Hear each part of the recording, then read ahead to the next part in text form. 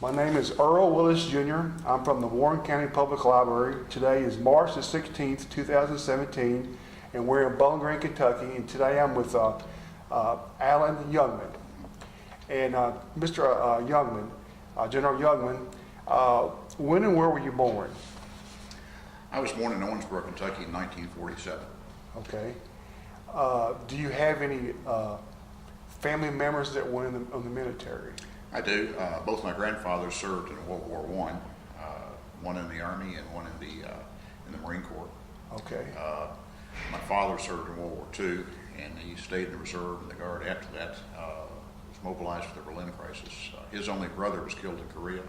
My mom's only brother was killed in World War II in the South Pacific. So yeah, I kind of grew up around military. Okay. So you think that really strongly influenced you? Absolutely. Okay. Do you have any siblings? Two sisters. Two sisters? Neither of them served. Okay.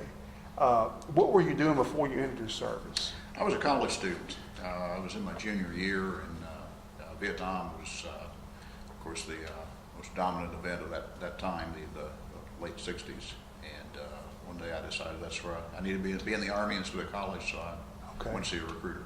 Okay, so you enlisted? I did. Okay. So you chose the Army? I did. Okay. Was there a reason why you chose the Army over other branches? I've been in Army ROTC. Like I said, my dad was in the Army, and so I just that's kind of was my identity. Okay. Do you remember being sworn in? Do you remember that? Oh, absolutely. Okay. It was, April Fool's Day, 1969. Okay. Hard to forget. Okay. So do you remember, what did your family think about you enlisting? They were, I think they were proud of me, but like I say, both my parents, each of them had lost their only brother in combat, and so I know that was probably something that weighed very heavily on them. Okay.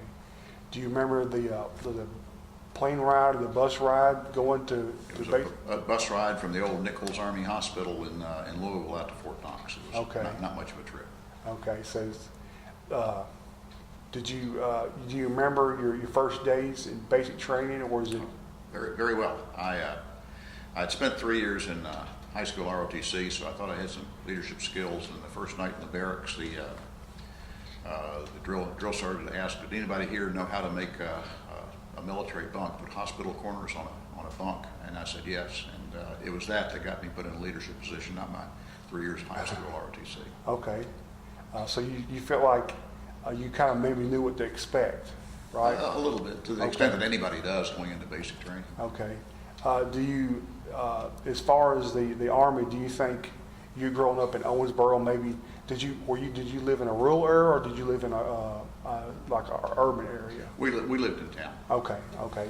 So did you probably hunted and fished and was outside? Oh, yeah. So you think that maybe when you got to maybe your like your arms training, do you think that maybe helped you out a little bit? No question about it. Plus, we had back in the days when high schools had rifle teams, and I was on that for 3 years. So I was fairly comfortable. Okay, that's good. Yeah. How did you adapt to your military life? I really enjoyed it. Did you enjoy it? I felt like I had something to contribute. I learned a lot. I was around a lot of good people. This is the spring and summer of 1969, and it was kind of a challenging time in much of American society, but it was the Army was a good place to be then. Do you remember writing to your parents? Are they writing to you, or? Oh, yeah. Yeah. I was not the world's best letter writer. Yeah. I got reminded of that occasionally. Yeah. So, where was would you like to go into maybe some of your training that you took? Yeah, I was in basic training, and I stayed at Fort Knox for what they call a reconnaissance specialist, recon training. And while I was there, I volunteered for Officer Kennedy School. So in the fall of 1969, I got orders to go to Fort Benning, Georgia for infantry OCS, and that was a 6-month course at that time. I was commissioned the following April, and volunteered for airborne and special forces training.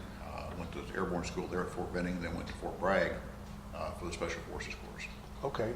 Would you maybe like to tell some of the people that don't know about your airborne training, what that involved? Yeah, it's a pretty neat school. It's been there since 1940. Okay. There at Fort Benning, they train millions of people to jump out of, as they say, perfectly good flying Perfectly good airplanes. while wearing pieces of equipment that were furnished by the low bidder on a government contract. Okay. And so it's kind of fun. Did you ever remember jumping out of your first airplane? Oh yeah, everybody remembers that. What was the thought of looking out and seeing this? It was pretty exciting, but you got to remember the way they train soldiers to do that is by the time the doors open and you're allowed to get out of the airplane, you want to be out of that airplane. You don't want to sit there and think about it. Yeah. So you said special forces. Are you talking about Green Berets? Correct. Okay.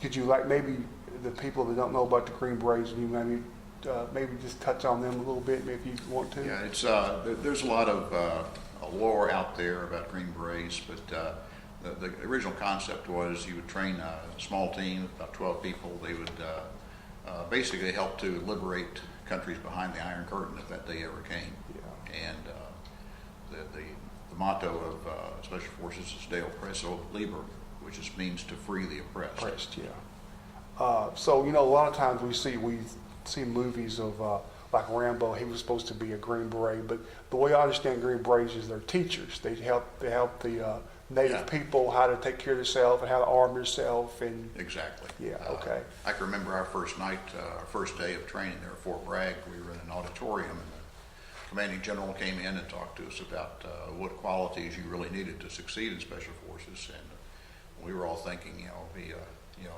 cold-eyed killer and all sorts of things. He said, no, you need to have compassion. You have to be able to empathize with the people out there you're trying to help and live the way they live in abject poverty sometimes, to be able to effectively organize them and lead them.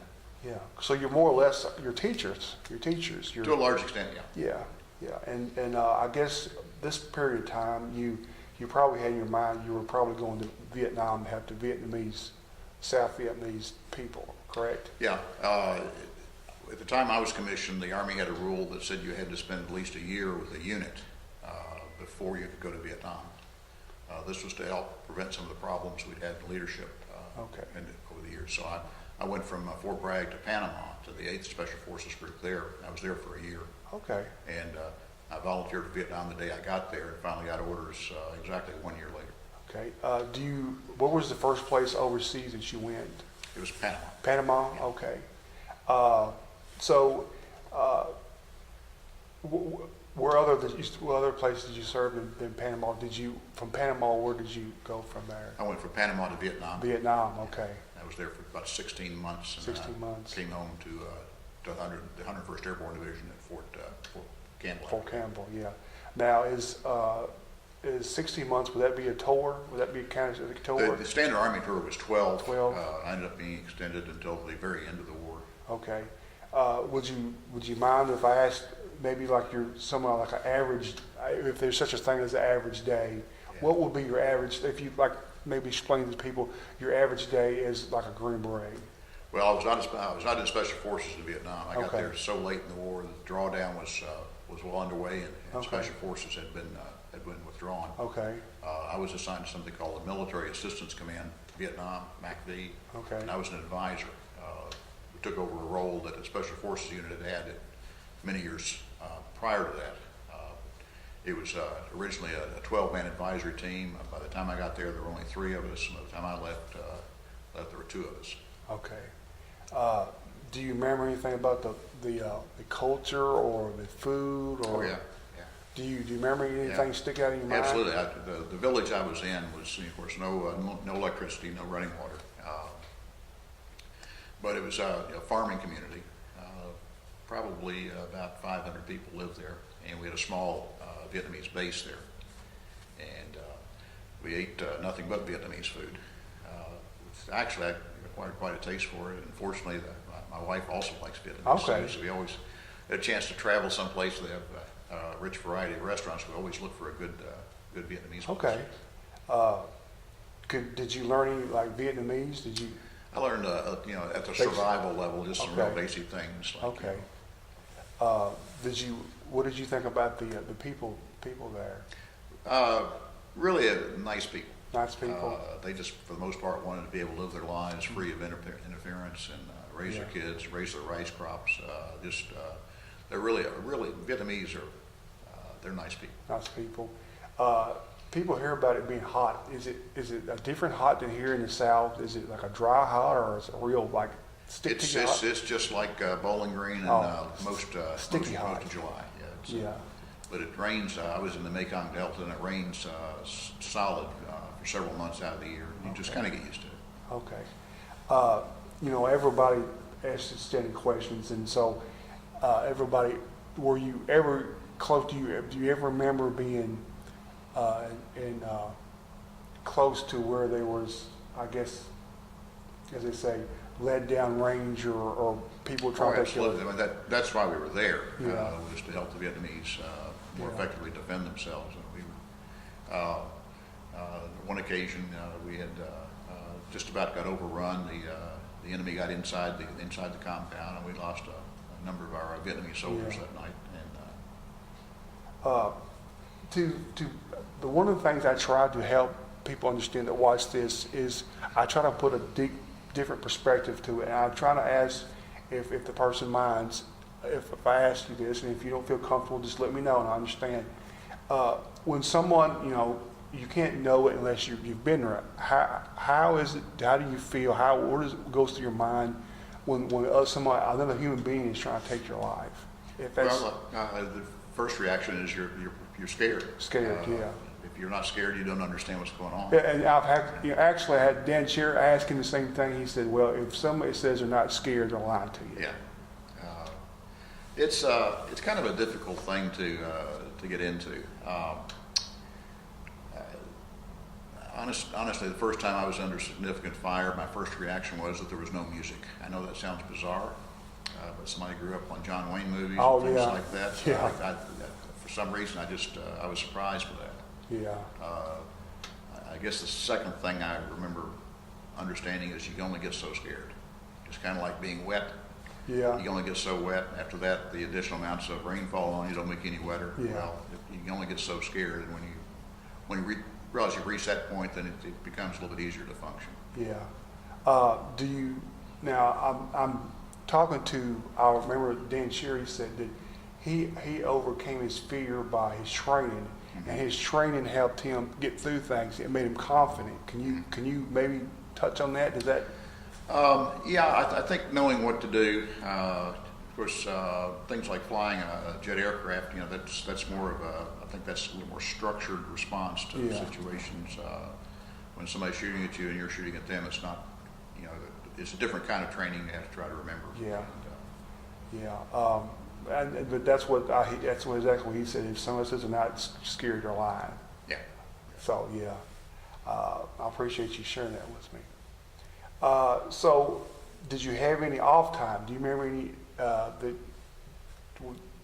Do you remember having any off time, or do you do anything on recreation, or? Not really. The time I spent in that village, there was really no place to go, nothing to do. We didn't. There were no roads in our district because all the bridges had long since been destroyed. It was kind of like there was not a regular schedule in terms of a defined workday. Just kind of I did pretty much what my Vietnamese counterpart wanted to do. If he wanted to go out on an operation, that's what I did. If he wanted to stay back and do other things, that's what I did. Did you have any real close friends there, or just people that you were say hi to in passing, or did you feel really close to some people? There were a number of people there in the village I got to know very well, and like I say, they're just good people, good neighbors. If you don't mind me asking, what was your rank right at this period of time? I was a first lieutenant. The first lieutenant, okay. Did you remember contacting your parents? I know they might have been.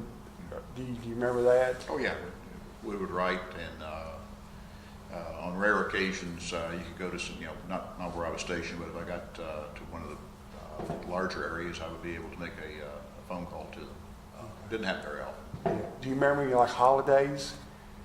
I know sometimes when it's in Christmas time, it's hard to think about Christmas time when you have a thing and you think about snow and Christmas, but if you're in Vietnam, it's probably not snowing. It wasn't snowing, and there wasn't a whole lot of cheer.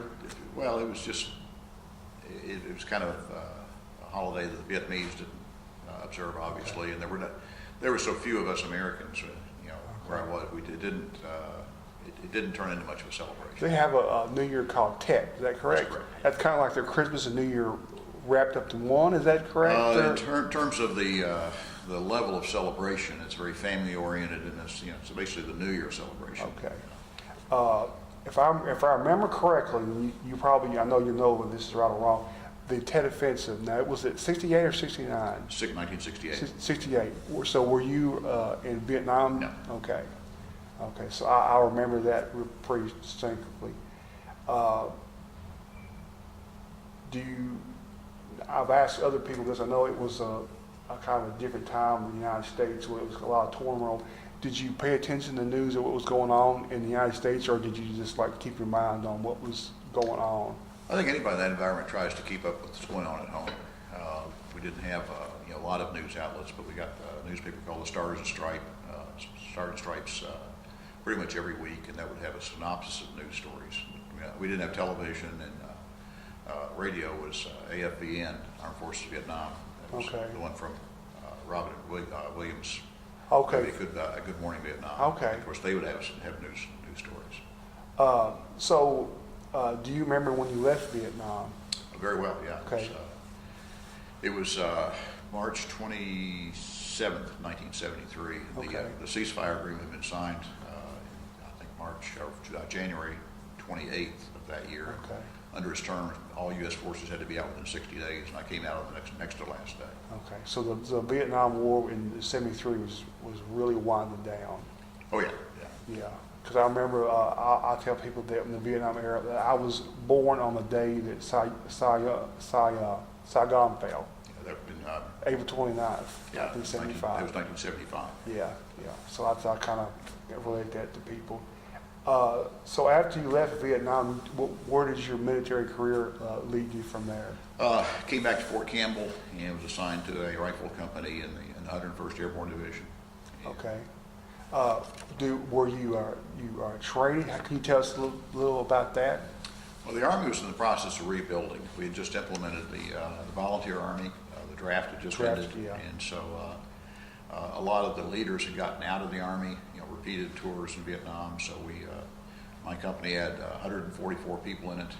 There was the company commander and 4 lieutenants, first sergeant, 3 sergeant first classes, and about 130 privates with no prior military experience. In fact, we were doing advanced individual training there in the battalion. It was a challenging time to try to rebuild. Yeah. What year was this again? That was 1973. 1973. Okay. So the military was kind of going through some different phases, correct? Right. They were more on like a volunteer instead of being drafted. It was 100% volunteer. Oh, okay. And a lot of problems. I mean, we used to say that juvenile court judges were our very best recruiters. Because they would just sometimes frequently give a young man a choice, and a lot of those kids did well. A lot of them didn't. Yeah. We had this one shipment of new privates, about 30 of them, and they showed up, and the guy who was the loudest talker among them turned out to have a lot of leadership potential, and we all wanted him to go to our platoons. And, Yeah. And then one day the U.S. Marshal shows up with an armed robbery warrant for him, so we lost him. Yeah. I know. I think I like to tell people, that Jimi Hendrix was he was in Fort Campbell, and I think the same thing happened to him. They told him to go to jail or go to the Army. Yeah. So I guess the way the Army feels is they want people that want to be there, not have to be there. Yeah. Well, the other thing that you have to understand is that these kids, even with a lot of troubles in their background, they soldiered very well. If you could get them to the field, they would soldier as well as anybody. It was the off-duty time that they couldn't handle. Yeah, idle time. They didn't have the adult coping skills to deal with freedom. Yeah. And of course, the Army they joined no longer had the 24/7 on duty, except when you had a pass. It was, say, at 5 o'clock in the afternoon, you were free to do what you wanted to do. Yeah. And off every weekend. That's where the kids had a lot of problems. Okay. So did you like living did you live on base? No, I lived there in Clarksville, Tennessee. Okay. Okay. So I know from knowing you personally, you're a Major General, correct? When I retired, yes. Okay. Can you maybe tell us up to that point how you worked your way up? I mean, It's fairly complicated. I got out of the Army active duty Okay. at the end of 1973 and went into the Army Reserve, went to law school, practiced law for a while, transferred to the National Guard, and then back to the Army Reserve. Then one day the Army called and said, "Would you like to come back on active duty?" And I said, "Yes." So I went to active Guard Reserve program. Did that for a number of years. I was stationed in Louisville, stationed in Bowling Green, stationed back in Frankfort, Kentucky, then was stationed at the Pentagon. Spent about 7 years there. okay. So what was it like being at the Pentagon? It was pretty interesting. If you like to be where there's a lot of pressure and a lot of chaos, but you feel like you have a front row seat for history, that's a good place to be. Oh yeah, yeah. So I know from you personally, you had a lot to do with the training in after 9/11, like Right. Afghanistan and Iraq. Would you like to maybe tell the people watching this? Yeah, I was. My last active duty assignment was at Fort Knox, and I expected to retire out of there. One day, I was asked if I'd be interested in applying to be the Adjutant General of the state of Kentucky. I said sure. I went over and I interviewed. I did not know the governor. I didn't know anybody in politics, and I was offered the job, and took it on August the 11th of 2001. 30 days later, obviously life changed for all of us. Yeah. And I called my wife and told her I didn't know when I was going to see her again, but to not make any vacation plans. Yeah. And about noon on that day, my secretary called and said, "The governor would like to talk to you." I said, "Okay, what line is he on?" She said, "You don't understand. He's in your office." So I went running back up to my office, and there was the governor, the lieutenant governor, commissioner of state police, and the governor was a great guy. Is it Governor Fletcher? No, this would be Governor Patton. Patton. Okay. And he said, "Well, what should we do? What's your advice? Should we shut down the state government, send everybody home?" And I said, "Well, Governor, my sense is this thing's run its course for right now. We've not seen any kind of attacks other than hijacked airliners. There's nothing flying over this continent right now that doesn't have U.S. Air Force on it, so I'd say no." So he called a press conference and made that announcement. I called my wife again. I said, if a truck backfires in the city of Frankfurt in the next 2 weeks, I'm out of a job. Because they're really going to be nervous. So, so it was a fairly intense time. We had we knew there was going to be Another one. guard involvement. Yeah. Pretty quickly we started deploying units. So my job at that point in time was to make sure they were as ready as they could be made. Okay. Would you maybe explain to the people watching that how would you get people ready to go to?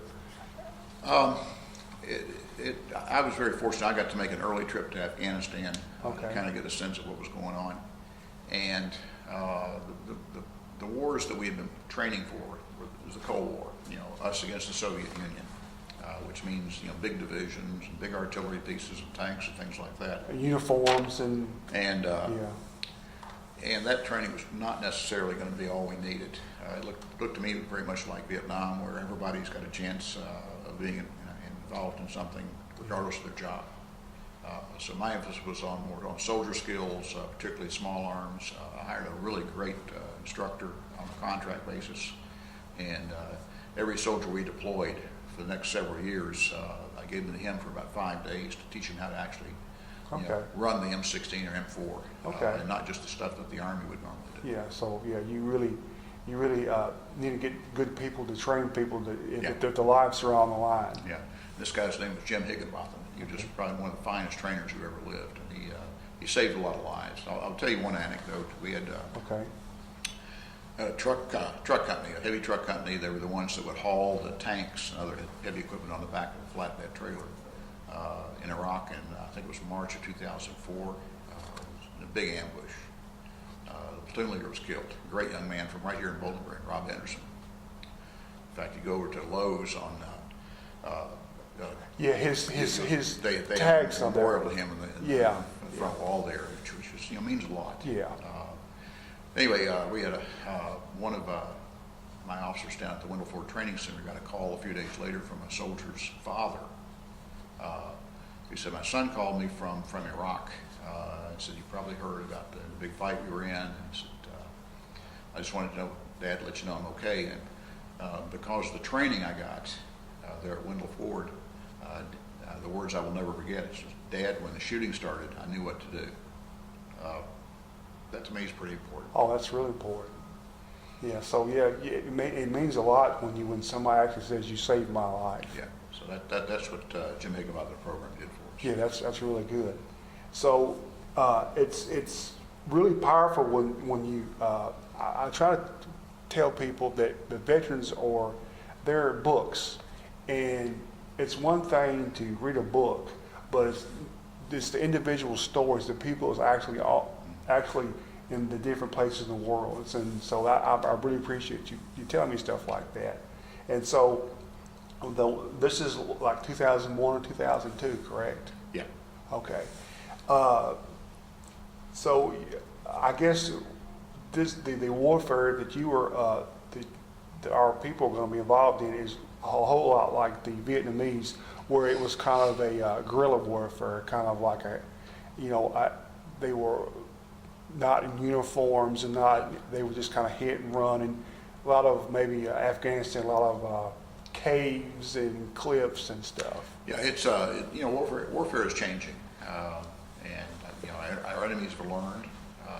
They're not going to go head to head with us in a bunch of tanks and other armored vehicles. They found there's a different kind of warfare. Some people call it asymmetrical warfare, where they don't have to respond to our strengths. They can look for the things that we don't do as well. Yeah.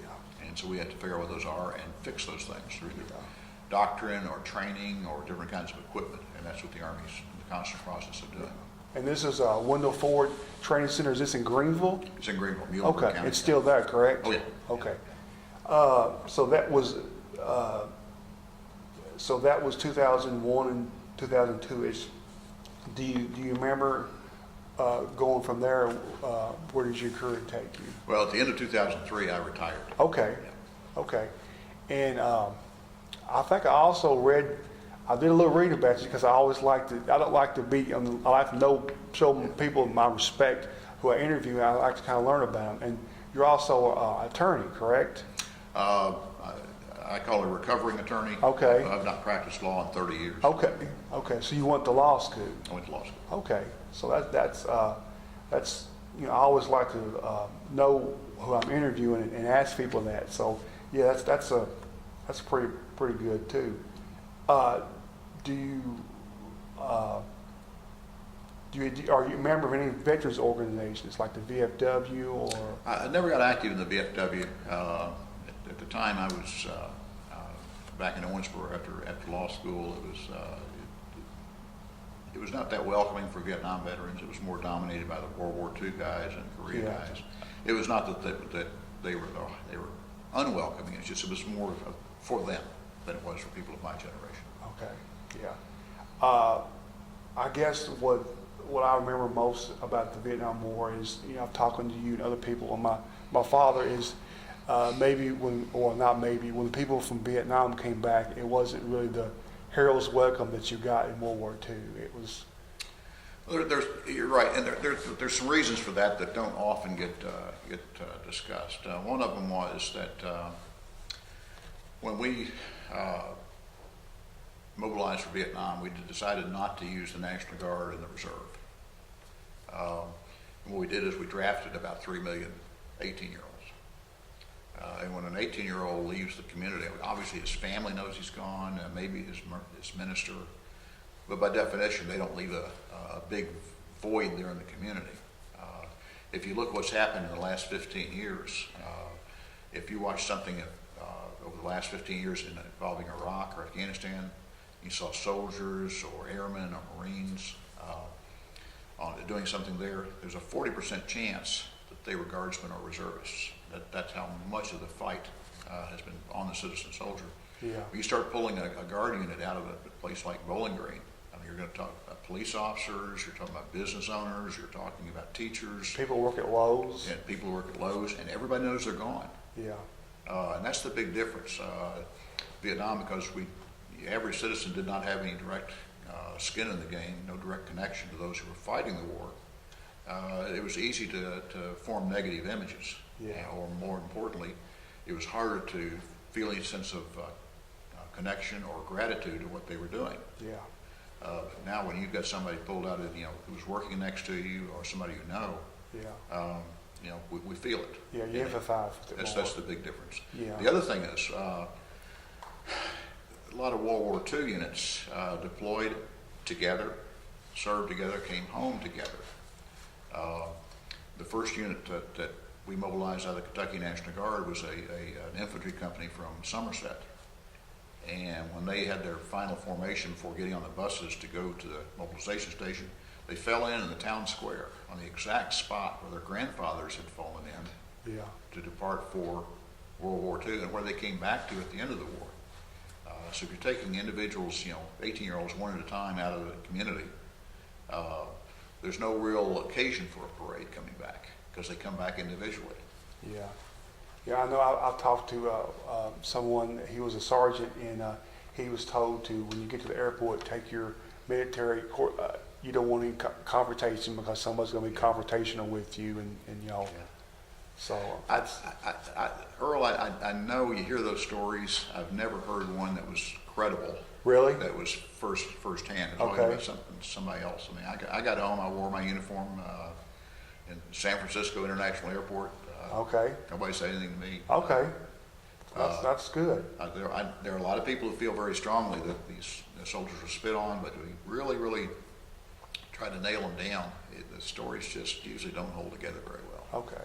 Well, that's like I said, it's one thing to read a book or a movie or talk to a reporter, but somebody was actually there. So that's really good.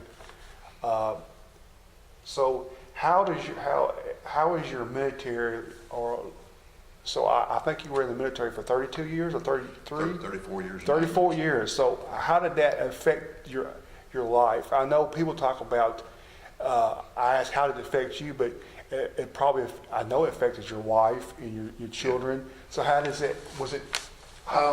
Well, it's different when you're gone a lot. Every vocation has its own challenges. If I'd stayed and practiced law, I probably would not have been home, until late at night. As it was, it turned out about as best as I could expect. And I'm very grateful for the opportunity.